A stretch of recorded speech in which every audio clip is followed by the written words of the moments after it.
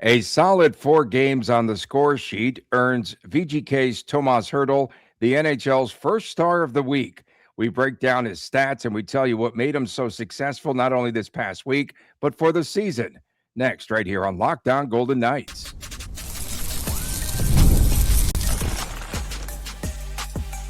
Your Locked On Golden Knights, your daily podcast on the Vegas Golden Knights, part of the Locked On Podcast Network, your team every day. Hi again from Las Vegas, Tony Dasco and Chris Gawlik. Welcome to Lockdown Golden Knights, part of the Locked On Podcast Network, now the #1 sports network. I'm a longtime sportscaster, marketing consultant, and the host of the Believe in Vegas podcast. And Chris is the owner of Silver State Cards and Sports, and also the host of the Hockey News Collectibles Show. Now, coming up ahead on today's show, a trade before the Olympic break for VGK. Perhaps will it happen?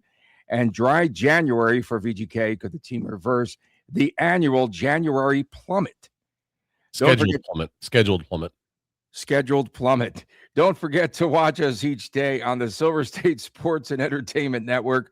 Tune in at 1 p.m. daily, Monday through Friday, right there on SSSEN. You can find us on YouTube TV or on Cox Cable Channel 77. So, Chris, it was a very big week for the Golden Knights' Tomas Hertl. And for the week, 9 points, including 3 goals in 4 games, highlighted by the career-best 5-point game against his former team, San Jose. A big week for Hertl. What has made him so successful, not just over the past week, but during the season? Hertl is now leading the Golden Knights with a goal total of 18. Health, I think, is number one. We hit this a couple times recently. This was possibly the biggest concern or gamble when this trade for Tomas Hertl was announced, and he's healthy. He looks good out there. He looks good in his leadership role. Love his 57.4 face-off percent. 57.4% in the circle. Definitely love that. And I mean, he's flirting with a career season right now. Hertl's best statistical season came at 18-19 as a Shark. 35 goals, 39 assists, 74 points. Right now, 18, as you said, 21 apples, 39 points. He's pacing right between 74 and 82 points, depending on how the second half of the season finishes up. So fun, as always, was on a line to start the other night with Keegan Kolesar and was it Alexander Holtz in that game in San Jose? So you have Brett Howden and Brandon Saad listed as day-to-day. Here's a guy who is another consistent performer for VGK, despite who his line mates might be on a daily basis. That's amazing that he had a 5-point game when you start to consider that hodgepodge line. Cassidy, and rightfully so for a minute, but Cassidy was getting dragged for slapping Mitch Marner between Riley Smith and Brandon Saad a few games ago. And what does Riley Smith do? He gets a couple goals. So Mitch Marner found a way to bring Riley Smith back into the fight. Since then, unfortunately, Brandon Saad has been a healthy scratch. So looking at the Tomas Hertl side, yeah, Kolesar and Holtz. I mean, Holtz in his 1 goal, Kolesar in his 1 goal. And what does Hertl do? I don't care. I'm going to put 5 points up. So Hertl is bringing people along to the fight, and he's doing this as largely in part as a third-line center. Yeah, he gets his power play time and everything, but he's out there, between I think his average time on ice is 17:20. I think I saw a second ago. Yeah, he's about every season since he's 17:24. Every season he's been. This might be the most minutes, but he's always at the 17-minute mark, right? I thought I saw that stat. He's always typically around 17 minutes per game. Last 3 VGK seasons, going back to when he was acquired, just 6 games, but 17-12. Last season, 73 games, 17-07. Current season, 17-24. All of his seasons as a Shark, once he got into a predominant role with the team, he was 18-19, 18-27. So he was, call it 19 minutes. So he's dropped a little bit, but there's a little more, I guess at times, there's been a little more depth on his VGK roster, not necessarily performing, but he's playing on the third line, so that explains 17 minutes versus 19 minutes. Hertl's adding a lot of punch to that third line, and again with the only punch. Yeah, the only punch. The only yes, punch, Tony. Yes, the only punch to that third line. There's another guy. He has uppercut punches on that line, Kolasar. But yeah, the only player that actually brings some sort of a game to that third line is this Mitch Marner experiment not going away. I'm starting to believe that they really like him there playing center. They like his leadership role. And again, first time for Marner since juniors that he's playing the center position. And now Hertl is very valuable because he has lifted up that third line. Remember, it was just the top six for the longest time with no complimentary scoring for the Golden Knights. Yeah, I mean, yeah, this is where it'll leak a little bit into the second segment here, but news about William Karlsson and possibly his situation has broken. And the fact that you now look at this Golden Knights from a depth center perspective, there's some concerns. And of course, the defense, there's still some concerns as well. So Mitch Marner, by necessity, I don't think it's going away anytime soon. Do the Golden Knights enter the playoffs with Mitch Marner as a center? I hope not. I mean, listen, it's nice from a scoring output, and you do see Mitch finding ways to put up points anywhere he goes in this VGK lineup, but 38.4% in the circle, that's a concern right there. That is definitely a concern. In the regular season, you can get by a little bit differently. When the playoffs start and every touch matters, every puck possession matters, every inch of the ice just matters so much more. That's a cause for concern when your second line center wins 4 out of every 6 faceoffs or 4 out of every 10 faceoffs. I feel that VGK is starting to find its game in one manner, and that is everyone knows now the role, right? I feel as though at this time, yeah, Marner's a center. He knows his role, but he knows how to get free, get in front of the net, and then he's a great finisher as we've seen. And with Tomas Hertl. Again, that third line center, he's up to 39 points on the season, as you mentioned, career season, perhaps. Is he living up to his contract, do you think? His contract is a gem right now because the Sharks just paid him, Tony. So stupid. $1 million? Did they pay him? The Sharks paid him half of his $4 million to play against 17%. So the Sharks just paid like the $2.5 million to Hertl to score 5 points against them the other night. So yeah, it's a wonderful contract if he stays healthy through most of the life of this. That was sarcasm, brother. Hertl's lined up through 29-30, $6.75 million on the books for the VGK side. The Sharks ate about 18%, so it's at $8 million or something like that. So yeah, I mean, listen, if Hertl can stay healthy, at least, for 3 or 4 more years, and he gets 50 games or so in his last couple of years of his deal, that's wonderful. Hertl reminds me, Tony, you're not going to like this one, but this reminds me of some of the situations William Karlsson has had where you look at Karlsson's line. The savior. Is he going to be the savior this year, come back for the playoffs and be the savior? No, that wouldn't benefit the Golden Knights from a salary perspective, but I'm simply saying here we're giving a lot of flowers to Hertl when you've seen very similar things from a healthy William Karlsson in the past. In year one. No, in the way past. It's 30 year not too long ago. In the way past.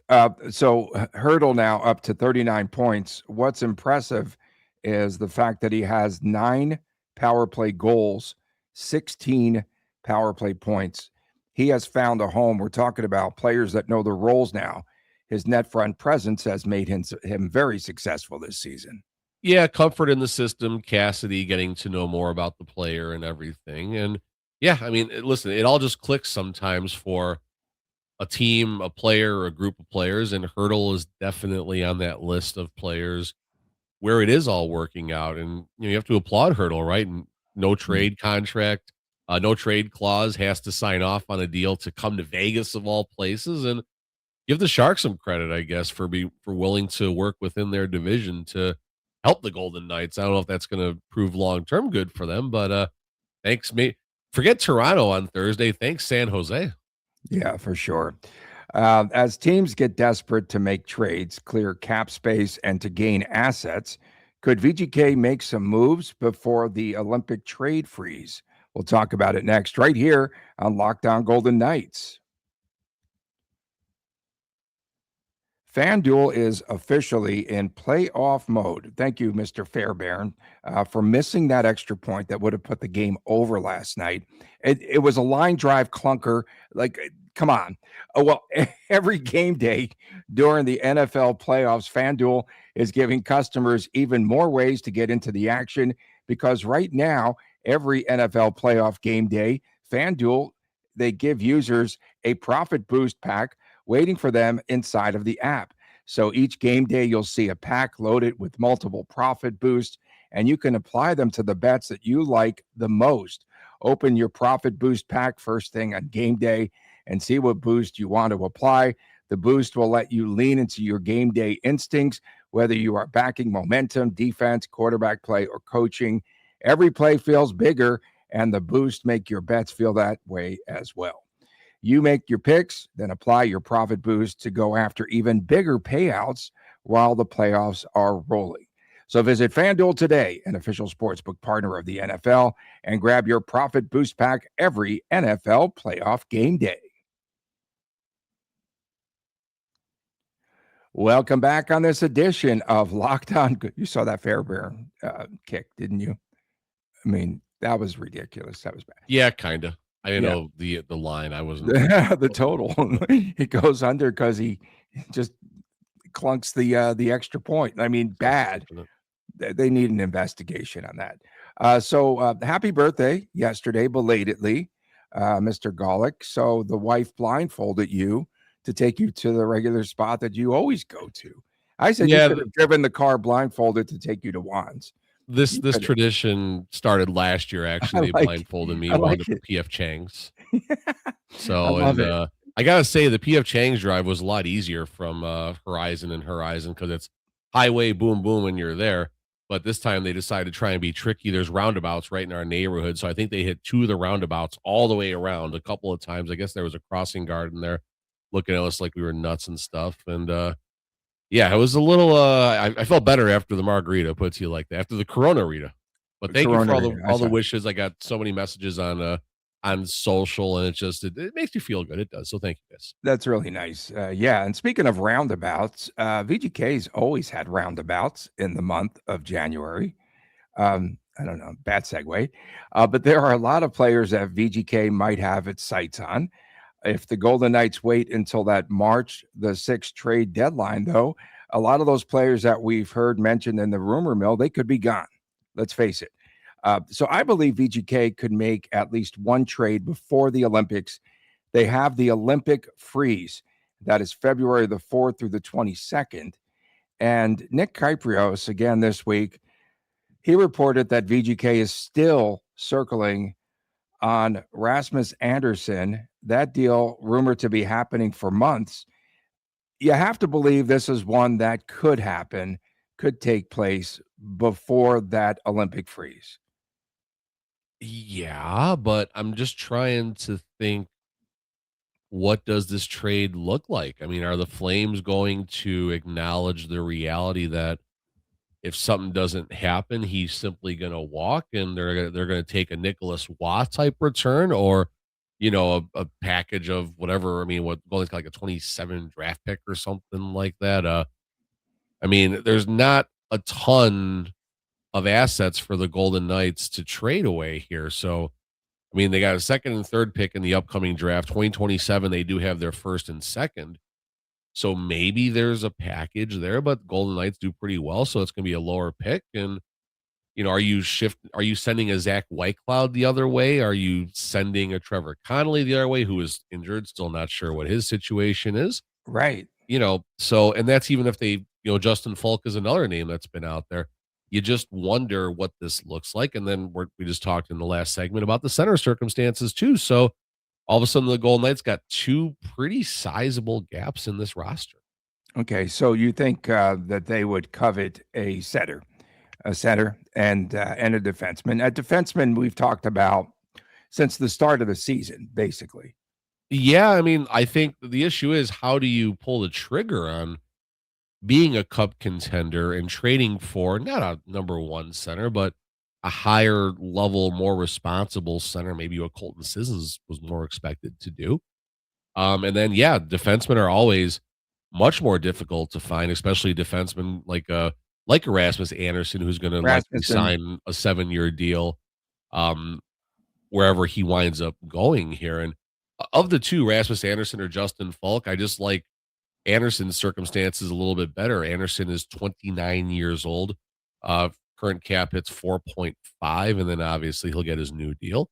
Justin Falk is 33 years old, 6.5 million through the 26-27 season. So the good thing is with Justin Falk, he's not going to get a large, crazy deal after the 27 season. So you can make a case, I guess, for either one. But if I'm going to pick D or center, you need another defenseman on this roster, no doubts. Mm-hmm. The Leafs, a team that now covets Braden Shen, that could cost a team a few prospects. St. Louis said that it would cost them a prospect like Easton Cohen. And again, I just keep seeing Trevor Connelly's name surfacing. Who cares if they get rid of him? Like, I don't know. He's been injured like every single season. That's what every other College, team thinks here. about it too, though, Tony. That's the problem now. 'cause of What's his that? injuries. His value is plummeting as It's far his as value. trade. Yeah, like get rid of him. Like, why are they going to hang on to someone like that if everyone else? Because there was another deal. Again, my Rangers are talk about a tailspin. They're going down in flames right now. Adam Fox. They're talking about Adam Fox, let's go. no, they're talking about Panarin, like getting rid of Panarin, but he wants a minimum of what, 11 million. And they're also like, my Ranger friends are out there going, yeah, like we would take Trevor Connelly in a deal for take him. Oh, that's it. Like this tailspin will continue till the end of this decade if they do that. Go ahead, take him. You can have him. He'll be match injured. up well with Brendan Brisson on the Wolfpack, then I guess, right? Exactly. I mean, listen, this is where things will get interesting, and I do wonder what the possible benefit is to make a deal before this roster freeze because I think you should. I think you should. Like before it really gets heated up. who holds the higher part in the negotiation? Who has the higher for whatever term we're looking upper hand? for? The upper hand. Thank you, Tony. Appreciate that. Who has the upper hand when you're making a deal February 4th versus March? I don't know, March, whatever the March trade deadline day. It's just not about the player, but there's going to be so many conversations conversations over Vino in Italy. The team looking to acquire the piece or the team trading? Who's Okay, better I see interest? which team would have it? Who Have has the the better upper hand. interest at that moment? And I think Yeah. if you do make a deal on February 4th, I think the team that is giving away, trading the asset that the other team wants, I think they have the higher power because they can say they know the Blues know Justin Falk is going to command a ton of attention. The Flames know Anderson's going to command attention, but that's a different circumstance because Anderson's like, I'm going to LA or I'm going to Vegas or we'll just see what happens in the off season. So maybe it makes more sense to make a deal for Falk now, and then you keep Rasmus Andersson in your back pockets. Yeah. So again, there's so many names that are floating out there. Columbus has 13 UFAs, 13 at the end of the season, including your guy, Boone Jenner. He's available. Charlie Coyle, Mason Marchman, others. 13 UFAs. That team, talk about, wow, what's their future? And a new coach. Of course, yeah. And a new coach. They just fired their coach 2 days ago, or yesterday, too. So that's the team in absolute turmoil. But disarray, yeah. I mean, on the defense, I don't know. Dante Fabro, 27-year-old, locked up through 2029 at a $4.1 million deal. Igor Zamula, young player, 25-year-old, and I like Matejchuk, but I don't think that's probably one of the few untouchables on that roster. So you don't think that the Golden Knights will make a trade? I just have a feeling they're going to do something before they go, because then you have this period where you have a player, and if the player's in the Olympics, great, you can schmooze with them there and kind of get them into some sort of give them some knowledge about the system here. Or, if they're back here in Vegas, I mean, they could help William Karlsson put together toys from IKEA and stuff. The only way, real fast here, the Golden Knights make a trade before this February 4th freeze is if it's in their best interest. It would be a Kelly McCrimmon eyebrow raiser around the league. Like, wait a minute, how He has no eyebrows. What are you talking about? Well, there you go. So it would be one of those trades where like Vegas did it again. How did they pull this off? That's, I think, the only type of trade that they make before the deadline where it's like, what was that other GM thinking? VGK has had dry Januaries in the past, but they are 4-2 out of the chute already in the first month of 2026. Can VGK continue to post wins this month? We'll talk about it next right here on Locked On Golden Knights. New year, new systems. This is the time of year when a lot of us look at the messier parts of how we run our business and think there has to be a better way. And there is. Streamlining your communications is one of the quickest upgrades that you can make. That's why today's episode is brought to you by Quo, spelled Q-U-O, a smarter way to run your business communications, because when your team is reachable, organized, and communicating in one place, you're not just working cleaner, you're creating more opportunities to connect with customers. And I love how Quo makes everything. Your whole team can call and text from one shared business number, so nothing gets missed. Everyone sees full conversations in a thread. It makes replies faster and more personal, and it works right from your phone or computer, and you can even keep your existing phone number.